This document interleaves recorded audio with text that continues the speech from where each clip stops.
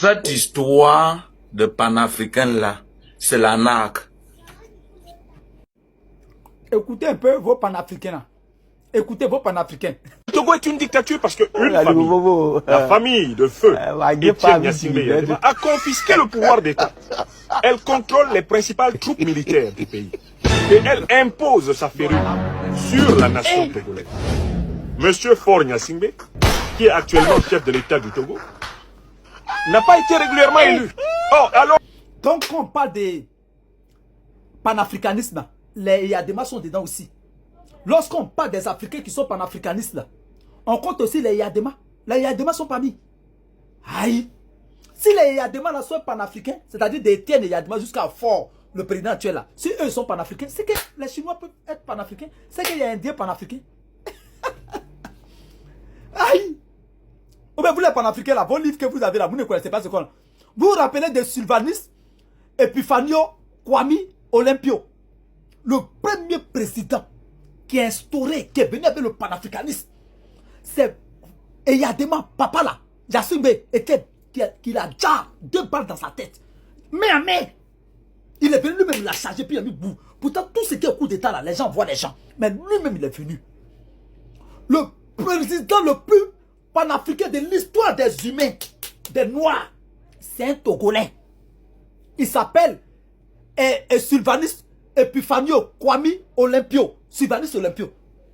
C'est lui qui a créé ça. Donc il y a des mains, lui qui est là, son papa. Parce qu'il est né dans le sang de Puchis. Il est né dans le sang de l'impérialisme. Son papa est venu déjà. Le gars, il a fui. Le président Olympio fuyait. Il est parti à l'ambassade de l'Amérique. Et lui, il a appelé les Français. Le papa du président qui parle, qui est actuellement au Togo là. Il a appelé les Français. Il dit celui qui est déjà là, il est parti chez les Américains. Les Français ont appelé pour dire faites sortir le président. Et puis lui, il a déjà. Quand il a déjà, il était sergent-chef. Il dit comme les gens ont peur de lui, il s'est proclamé président. C'est lui là, lui et son enfant qui sont panafricains. Depuis 2005 qu'il est venu au pouvoir là. Vous voyez ce qui se passe. Jusqu'à vous, il faut jusqu'à premier congrès, jusqu'à 9e congrès des panafricains. Et vous les Africains, vous êtes là. Les Eyadema sont panafricains. Mais panafricains, toi-même tu as parlé là-haut. Comment on appelle là? Toi les livres là, il faut lire un peu. Ou bien tes livres là, tu ne lis pas. Toi tu es, comment on appelle là? Comment il s'appelle Franklin Nyamsi là. Faut lire.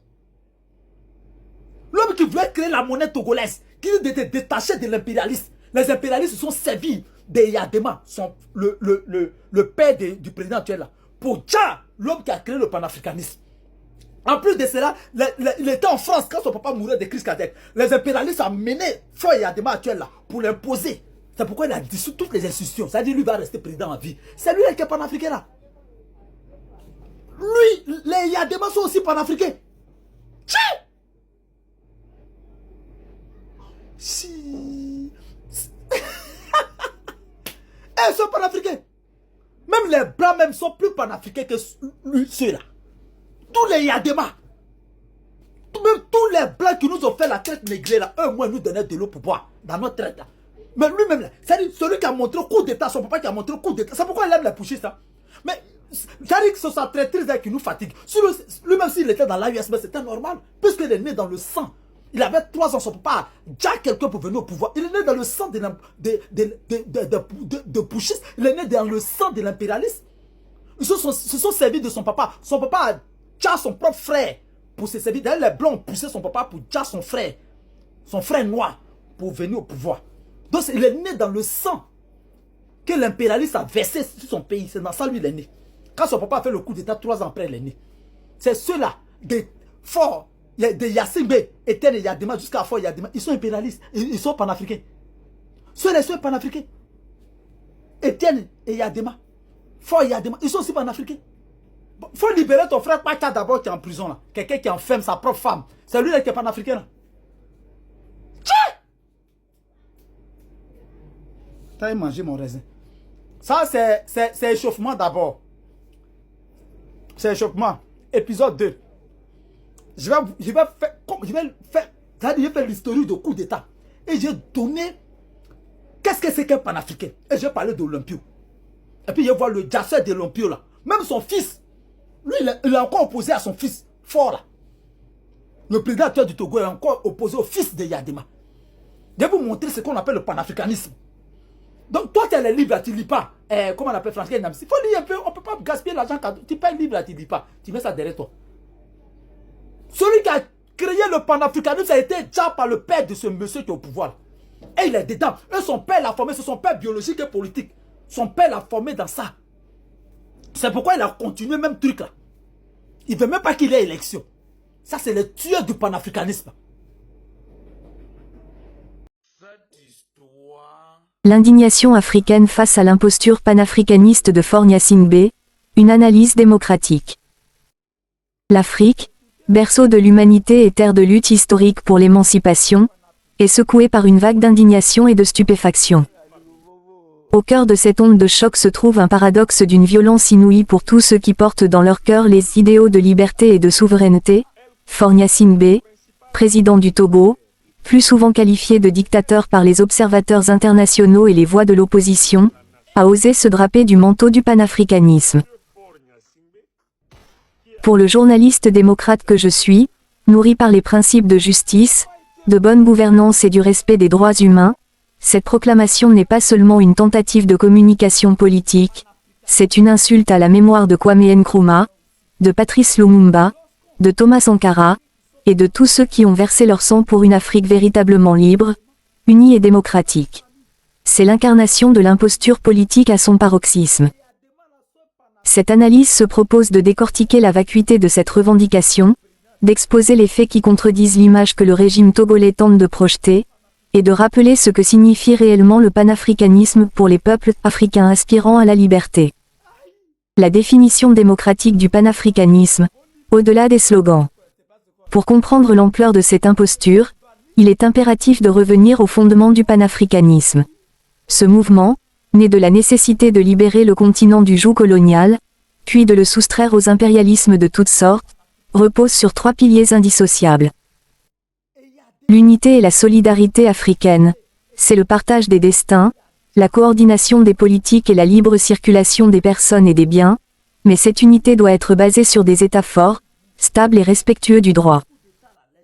La souveraineté et l'indépendance économique, c'est la capacité de l'Afrique à disposer d'elle-même, à gérer ses ressources au profit de ses populations, sans ingérence extérieure. La démocratie, les droits humains et la bonne gouvernance, c'est le pilier souvent occulté par les dictateurs. Le panafricanisme authentique est foncièrement démocratique. Il vise l'émancipation du peuple et non pas l'enrichissement et la pérennisation d'une élite au pouvoir. Nkrumah le disait, la liberté individuelle et la justice sociale sont indissociables de la liberté continentale. Dès lors, la revendication panafricaniste de Faure Gnassingbé s'effondre. Comment un régime, qui maintient son emprise sur le pouvoir par des mécanismes que la communauté démocratique dénonce, pourrait-il incarner un mouvement dont le but ultime est la libération et l'émancipation? Le bilan catastrophique de l'héritage Gnassingbé, l'anti-panafricanisme en acte.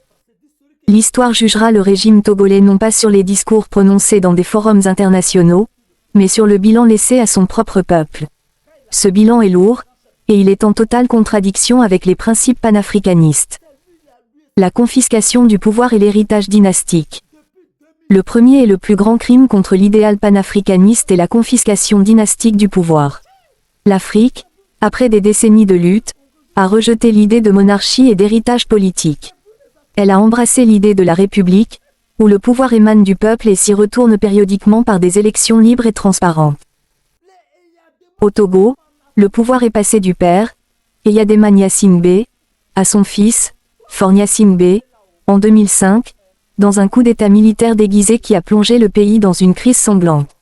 Cette succession dynastique est une anomalie et un affront à la démocratie africaine. Elle nie le principe fondamental de l'alternance et de la souveraineté populaire, pilier essentiel de l'émancipation panafricaine. Continuer à se maintenir au pouvoir par des réformes constitutionnelles taillées sur mesure et des élections dont la transparence est systématiquement contestée par l'opposition et les organisations de la société civile, c'est se placer du côté des forces d'immobilisme qui freinent l'éclosion démocratique du continent.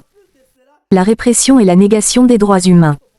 Le panafricanisme, c'est la dignité de l'individu africain. Or, le régime de Faure Gnassingbé est tristement célèbre pour la répression violente des manifestations de l'opposition.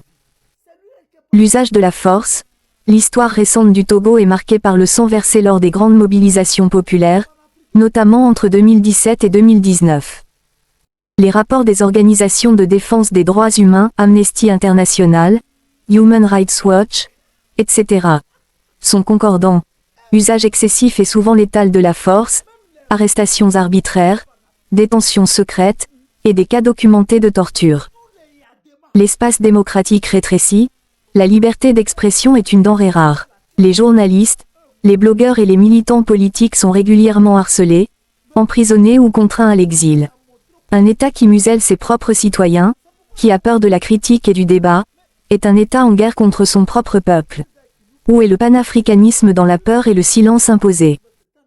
La justice à deux vitesses, la justice togolaise est souvent perçue comme un outil aux mains du pouvoir, utilisé pour neutraliser l'opposition et protéger les intérêts du régime. Un État de droit bafoué est l'antithèse d'une souveraineté réelle, car la souveraineté commence par la primauté du droit sur l'arbitraire. L'échec économique et social.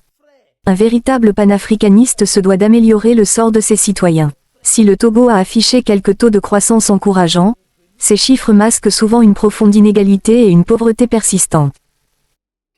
L'accaparement des richesses, les secteurs clés de l'économie togolaise, notamment le port de Lomé, les phosphates et les réseaux commerciaux, sont souvent sous le contrôle ou l'influence de l'élite dirigeante, créant une rente qui ne bénéficie qu'à un petit cercle. La dette et la dépendance, malgré des ressources et une position stratégique, le Togo reste fortement dépendant de l'aide internationale et des emprunts. Un panafricaniste se battrait pour une autonomie économique véritable, réduisant la dépendance aux centres de décision étrangers, au lieu de s'y soumettre pour maintenir son pouvoir. Le chômage des jeunes. Une jeunesse togolaise diplômée mais désœuvrée est la preuve la plus criante de l'échec. Le panafricanisme, c'est investir dans le capital humain, créer des opportunités, et non pas forcer sa jeunesse à l'émigration risquée par manque de perspective. L'instrumentalisation du panafricanisme, une stratégie de légitimation. Alors, pourquoi Faure Gnassingbé brandit-il aujourd'hui l'étendard panafricain? Il s'agit d'une stratégie de communication politique classique chez les régimes autoritaires, l'instrumentalisation d'un idéal noble pour masquer la réalité de la répression et du déficit démocratique. Le bouclier anticritique. En se positionnant comme panafricaniste, le régime tente de se créer un bouclier contre la critique internationale et régionale. Toute dénonciation de la situation politique interne est alors balayée d'un revers de main comme une ingérence néocoloniale, ou une attaque contre la souveraineté. C'est un sophisme dangereux. Dénoncer la dictature n'est pas une ingérence, c'est un devoir panafricaniste de solidarité avec les peuples opprimés. La recherche de nouveaux partenaires. L'image de panafricaniste permet également au régime de se rapprocher de la nouvelle vague de leaders africains qui se montrent plus critiques envers l'Occident, notamment au Sahel. En se joignant à cette rhétorique anti-impérialiste, le régime de Lomé espère se refaire une virginité régionale et sécuriser de nouveaux alliés, notamment ceux qui mettent en avant la souveraineté militaire et la fin de l'influence française. Cependant, cette alliance est hypocrite. Critiquer les puissances occidentales sans assurer la liberté de son propre peuple, c'est remplacer une tutelle par une autre. L'hôte de l'Union africaine. Le Togo a souvent cherché à jouer un rôle de premier plan au sein de l'Union africaine, UA, et de la Communauté économique des États de l'Afrique de l'Ouest, CEDEAO. L'accueil de sommets de l'UA ou d'initiatives régionales sert à donner l'illusion d'une légitimité et d'une respectabilité. On ne peut pas être l'hôte de l'unité africaine en étant le fossoyeur de la démocratie chez soi. La vraie contribution au panafricanisme se mesure par la qualité de la gouvernance interne, non par le nombre de sommets organisés. La voix de l'Afrique démocrate. Le panafricanisme est l'antithèse de la dictature. Face à cette imposture, les voix de l'opposition togolaise, de la société civile et des démocrates africains doivent s'élever avec force pour rappeler une vérité fondamentale: le panafricanisme est l'antithèse de la dictature.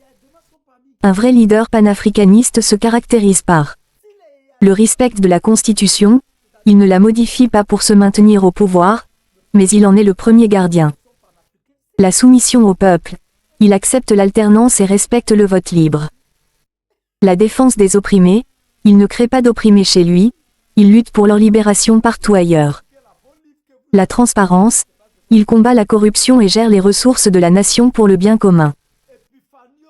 La vraie bataille panafricaniste du XXIe siècle n'est plus seulement contre le néocolonialisme, elle est aussi et surtout contre la malgouvernance, contre la corruption et contre les dictatures africaines qui sont les meilleurs alliés des puissances étrangères qui veulent nous maintenir sous dépendance. Faure Gnassingbé ne peut pas se dire panafricaniste tant que des journalistes sont en prison, tant que des militants sont pourchassés, tant que la Constitution est violée pour prolonger un règne familial, et tant que l'ombre de la peur plane sur Lomé. Conclusion, l'appel à la lucidité. L'indignation qui traverse l'Afrique face à cette tentative de récupération idéologique est légitime. Le panafricanisme est un idéal trop sacré, trop cher, pour être souillé par ceux-là même qui piétinent les droits et les libertés de leur propre peuple. En tant que journaliste démocrate, mon devoir est de dénoncer cette double peine infligée au peuple togolais, être privé de sa liberté et voir l'idéal de sa libération instrumentalisé par son oppresseur. Le salut de l'Afrique passera par l'émergence de leaders qui ne parlent pas seulement de souveraineté aux autres, mais qui la pratiquent d'abord en la rendant à leur propre peuple, par le biais d'une démocratie véritable et incontestable. Le Togo mérite mieux, l'Afrique exige mieux, le panafricanisme exige la vérité, la justice et la liberté. Et tant que ces trois piliers seront bafoués à Lomé, la proclamation de Faure Gnassingbé restera ce qu'elle est, une sinistre farce politique. Le devoir de la communauté internationale et régionale. L'hypocrisie de la situation togolaise met également en lumière l'échec et la complaisance, voire la complicité, des organisations régionales comme la CEDEAO et de la communauté internationale. Un véritable panafricanisme exige une solidarité démocratique entre les États africains. L'impuissance de la CEDEAO, pourquoi la CEDEAO, si prompte à condamner les coups d'État militaires dans d'autres pays, fait-elle preuve d'une timidité déconcertante face à ce qui est perçu comme un coup d'État constitutionnel au Togo? Cette double norme mine la crédibilité de l'organisation et donne l'impression que la solidarité régionale ne s'applique qu'à la protection des chefs d'État, et non à celle des principes démocratiques. Le véritable panafricanisme doit être intraitable avec les dictateurs, qu'ils soient militaires ou civils. La responsabilité des partenaires étrangers, les pays qui continuent de dérouler le tapis rouge à Faure Gnassingbé au nom de la stabilité régionale, ou de la lutte contre le terrorisme, participent activement à l'affaiblissement de la démocratie en Afrique. Ils trahissent l'idéal panafricaniste qui, rappelons-le, vise l'établissement d'États forts, non pas militairement, mais institutionnellement. En conclusion finale, l'Afrique est appelée à ne pas se laisser berner. Le combat pour la libération totale du continent continue. Il passe aujourd'hui par la fin des régimes autocratiques qui, sous des oripeaux panafricanistes, volent l'avenir de leur propre population.